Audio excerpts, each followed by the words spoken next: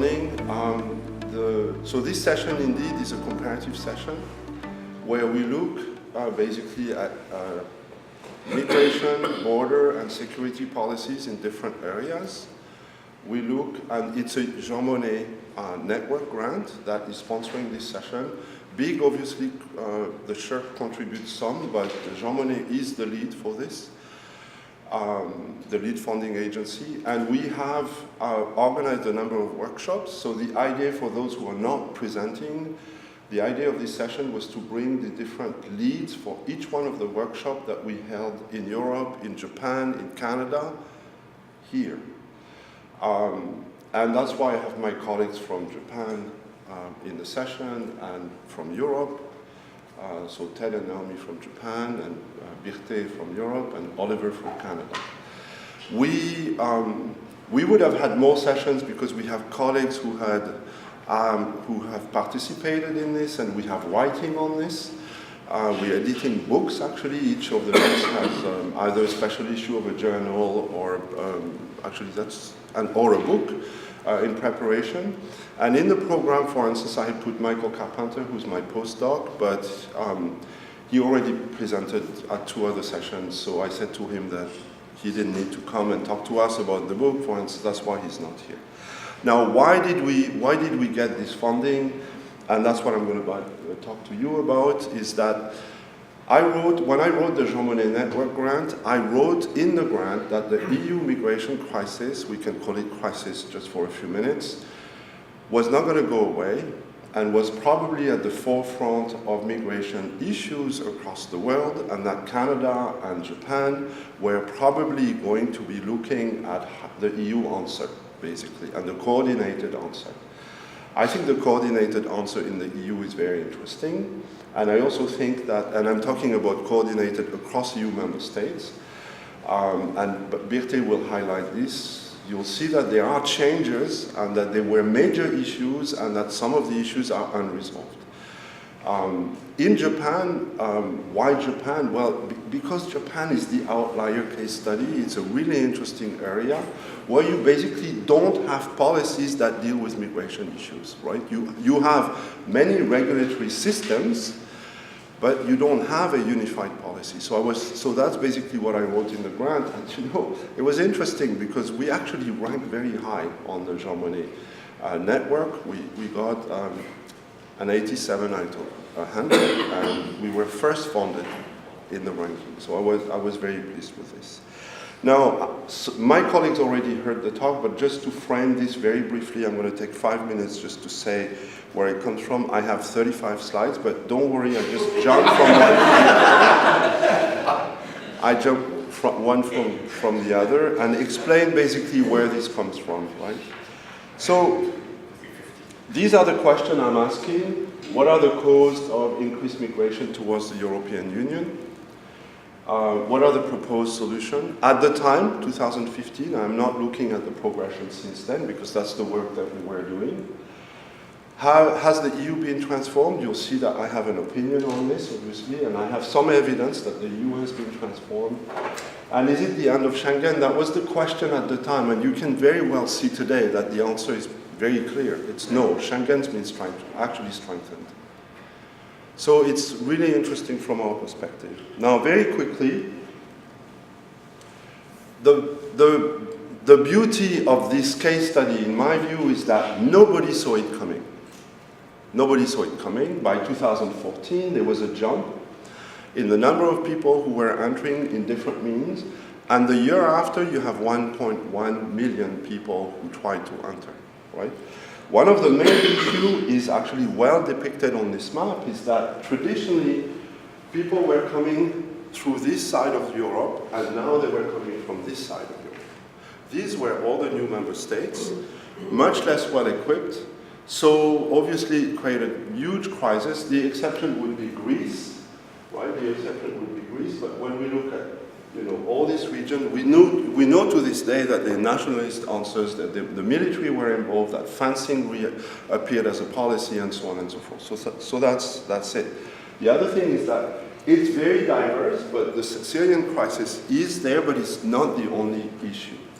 And this is also very interesting from our perspective because it shows that the diversity of people who are trying to enter is a policy conundrum for most of the states because you need to speak the languages, you need to have the intelligence, you need to know the demography, you have all of these things that member states, even peripheral member states, didn't have.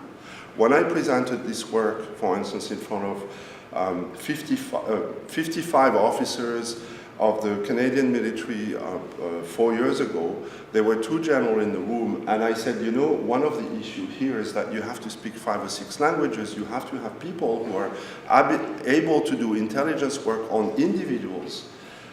And do you have the capacity?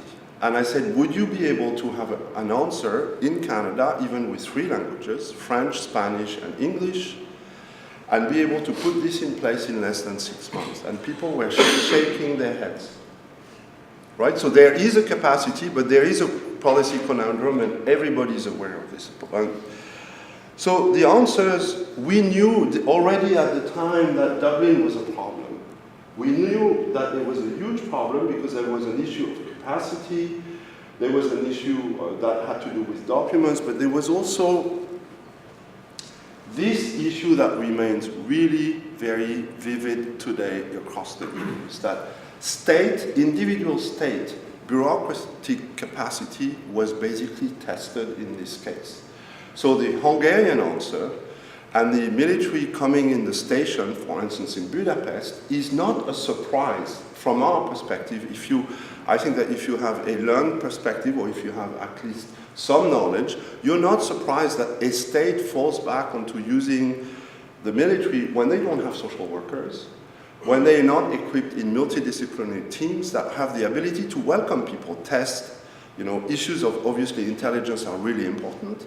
You can't give them the blue card in the EU, you can't do their paper. If you can't know who they are, you might identify serious risk. So that's one thing, but it's not the only one. All of the humanitarian help has to be there as well. And in the European case, it was provided later by, obviously, the Red Cross and other organizations. But the difference between Spain, Portugal, and Italy to a certain extent, and their practice, the fact that they had almost 20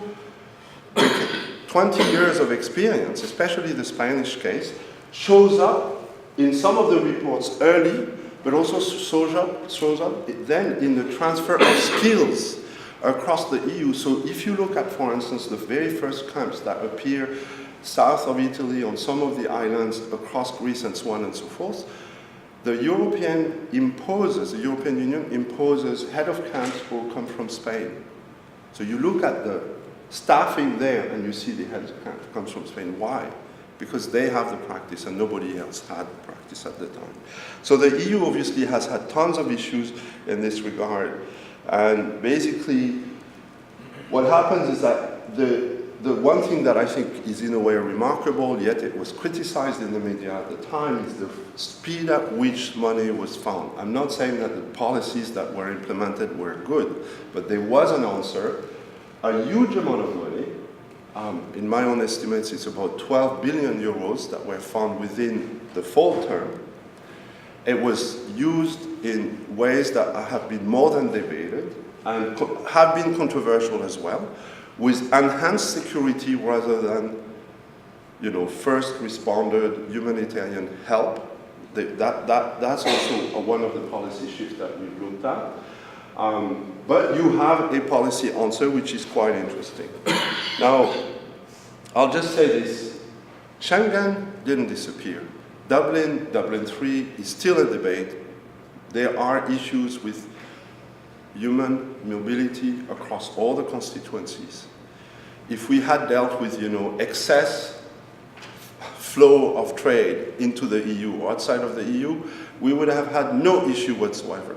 But because it's a humanitarian issue, then you see a strengthening of the Schengen ability with Frontex. The budget of Frontex explodes basically and is multiplied, I think, 4 times. That's kind of what I remember. I have the slide, but I'm not going to look for it because I want to close. And what we see is that actually the EU ability to intervene within the Schengen mandate has more resources and more staffing. So we have a very strong security answer, whereas a lot of people in Europe have been very critical, academics, you know, non-profit organization. I interviewed, for instance, the head of communication for the Red Cross. They were outraged by the EU answer. No wonder, right? Because they actually contribute on the ground answers, and they had to deal with these states that were, you know, using the military and moving also, displacing because of fencing, displacing where people were entering from. And when you move these capacities to welcome people, right, you cannot actually move the 50 trucks and, you know, every time it's being fenced again, and it's a real issue. So you have to have corridors that actually are organized and effective.